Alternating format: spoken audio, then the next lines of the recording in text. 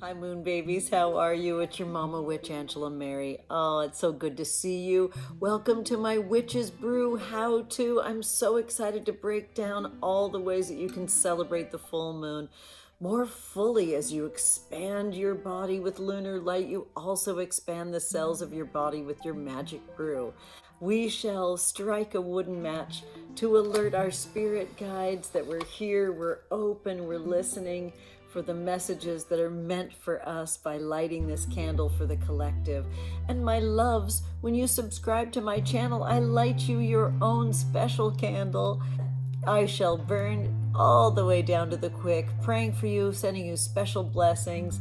It means so much that you believe in my magic. Please subscribe and hit the little bell for notifications so you can see when I create more videos. So today we are creating our Witch's Brew for the full moon. And the ingredients I'm going to go through with you really quickly, and then we'll get into the video showing me making it. So this has 1 star anise, and it has 3 pecain chilies. They're really small little chilies. I love a brew this time of year to just kind of enliven our body and kind of mimic nature. We're getting into spring, so I feel like I want to break through the crust and support those little shoots that are trying to make it up to the surface. We also have 7 goji berries to signify new life and the sweetness of the fruit on the vine.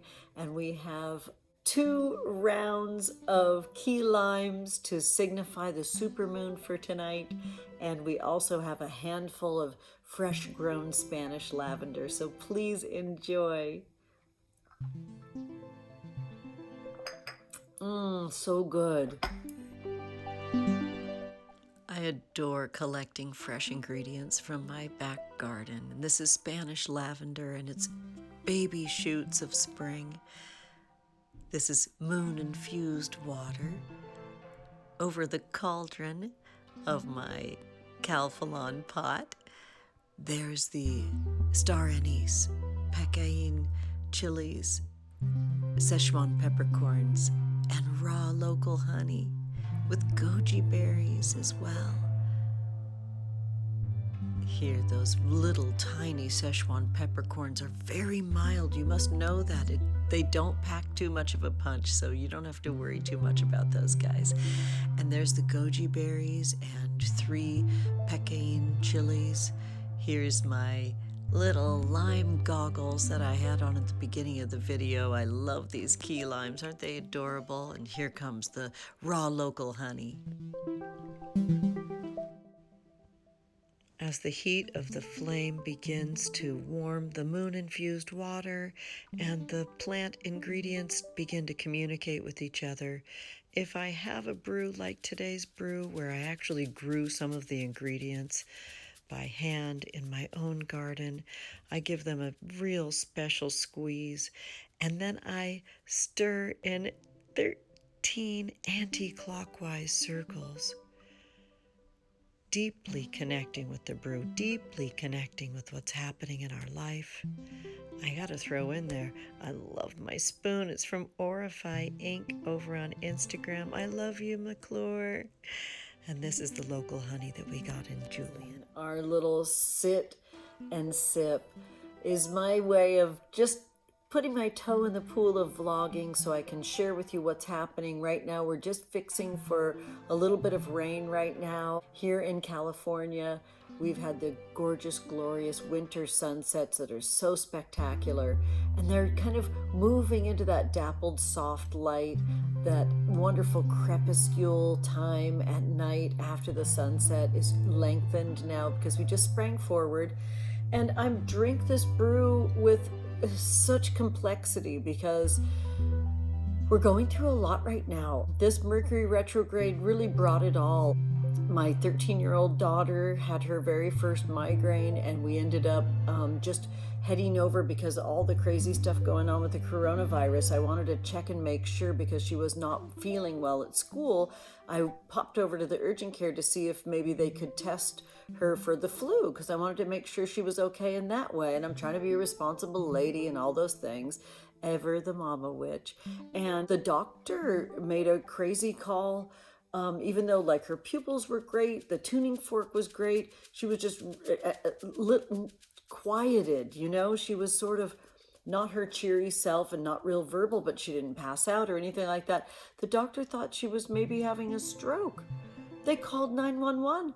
Bert and I in this Mercury retrograde had an ambulance drive from Children's Hospital in Orange County that specialized in like neuro, you know, sort of, I don't know what do you call that when there's like neuropediatrics, maybe, I don't even know. We've been so healthy and well, I haven't even had to know any of those terminologies, but that's gone on. My car broke down and my kiddos are having a lot of fun, like dating and just being young teens in that way. And, you know, my son has a really special person that he looked up to very much through his sweetheart that ended up passing away last week. So it has been just like so many lessons just pouring in. I feel like it's been an ocean of lessons this Mercury retrograde. It's been tough, I'll be honest with you. I decided very specifically to create this vlog now just because I've been wanting to try to be Miss Perfect and vlog something really special like the latest Tarothon that the wonderful Eliza Swan created at the Golden Dome School, which I love them so much. They taught me everything I know about the Tarothon that I created.